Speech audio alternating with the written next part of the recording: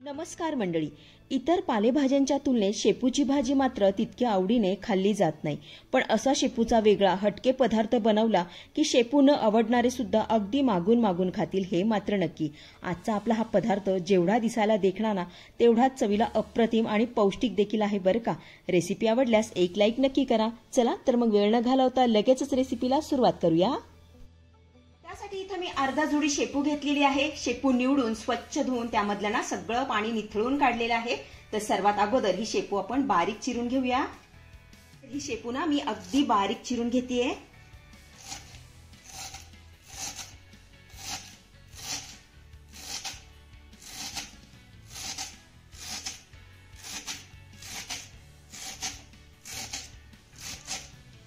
इथे आपली शेपू मस्त अशी बारीक चिरून झालेली आहे. आपण आता ही परातीमध्ये काढून घेऊया.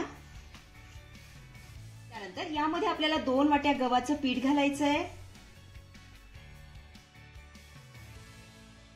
सोबतच चवीपुरतं मीठ घालूया. पाव चमचा हळद, पाव चमचा जिरे, त्यानंतर पाव चमचा ओवा यामध्ये घालायचा आहे. आता हे सर्व साहित्य ना आपल्याला चांगलं एकजीव करून घ्यायचंय. याला छान असं मिक्स करून घेऊया.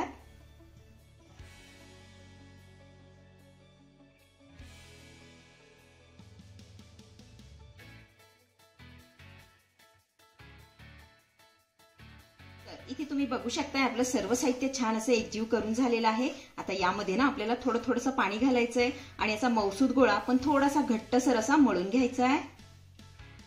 पाणी आपल्याला अगदी थोडं करूनच घालायचंय. छान असं मिक्स करून घेऊया.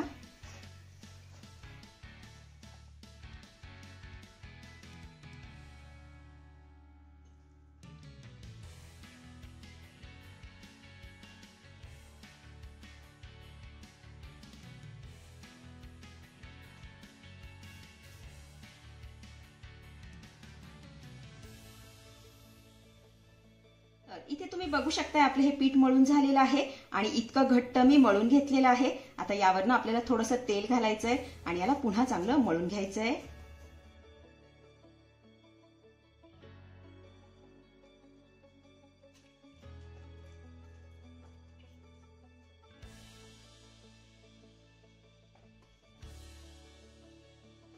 तर इथे आपल्याला मस्त असं पीठ मळून झालेलं आहे. आता यामधला ना एक छोटासा गोळा काढून घ्यायचा आहे. हे बघा अशा पद्धतीने हातावर याला छान असं गोल करून घेऊया. हे बघा.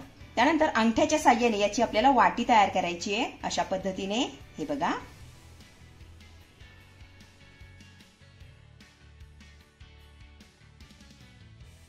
हे बघा. आता अशाच पद्धतीने आपण सगळ्या वाट्या तयार करून घेऊया.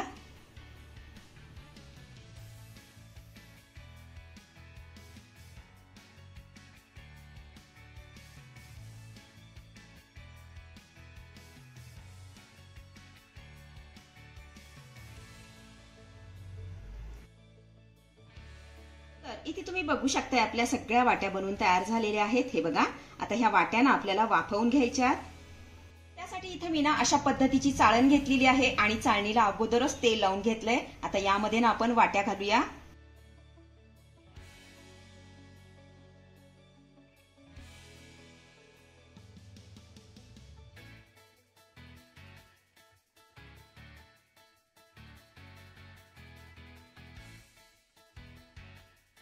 तर इकडे कढईमध्ये पाणी देखील आपलं चांगलं गरम झालेलं आहे. आता ही वाट्यांची चाळण ना यामध्ये ठेवून घेतेय. तर यावर आपल्याला झाकण ठेवायचंय. गॅसची फ्लेम मीडियम करायची आहे आणि मीडियम फ्लेमवरती आपल्याला ह्या वाट्या 10 ते 12 मिनिटं चांगल्या वाफवून घ्यायच्या. 10 ते 12 मिनिटं झालेली आहेत. यावरचं झाकण काढूया. तर इथे तुम्ही बघू शकताय आपल्या ह्या वाट्या ना मस्त अशा वाफवून झालेल्या आहेत. हे बघा. माझ्या हाताला कुठेही चिटकत नाहीयेत.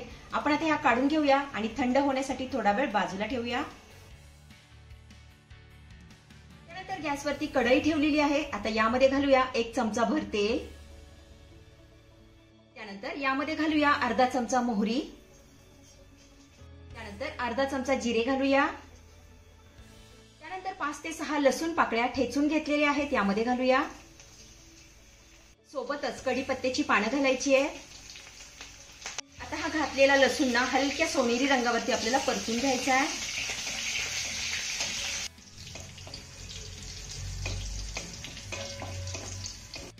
परतत आला की यामध्ये आपल्याला अर्धा चमचा तीळ घालायचे,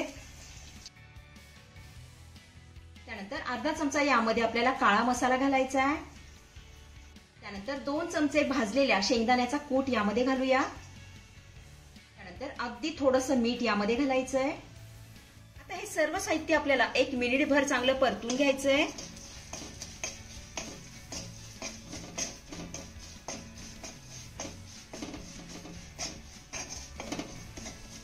तर इथे आपली फोडणी ना चांगली परतून झालेली आहे। आता यामध्ये आपल्याला तयार केलेल्या शेपूच्या वाट्या घालायच्या,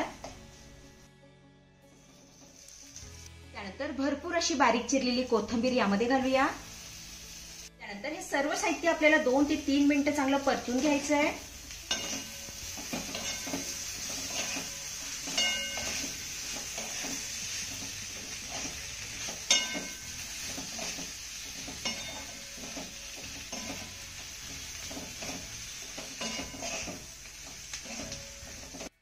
वाट्या चांगल्या परतून घेतलेल्या आहेत, तर आपली शेपूची फळं बनवून तयार झालेली आहेत। चवीला जबरदस्त लागतात, अतिशय साधी आणि सोपी रेसिपी आहे, नक्की करून बघा।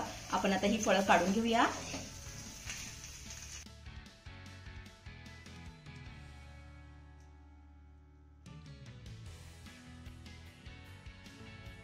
तर मंडळी, कशी वाटली आजची रेसिपी? आवडली आहे का तुम्हाला? आवडली असेल तर लाईक करा, शेअर करा, सबस्क्राईब करा आणि हो, शेजारीच असलेलं घंटीचं बटन दाबून ऑलवर क्लिक करा, जेणेकरून माझ्या येणाऱ्या नवीन रेसिपींचं नोटिफिकेशन सर्वात आधी तुम्हाला दिसेल। धन्यवाद।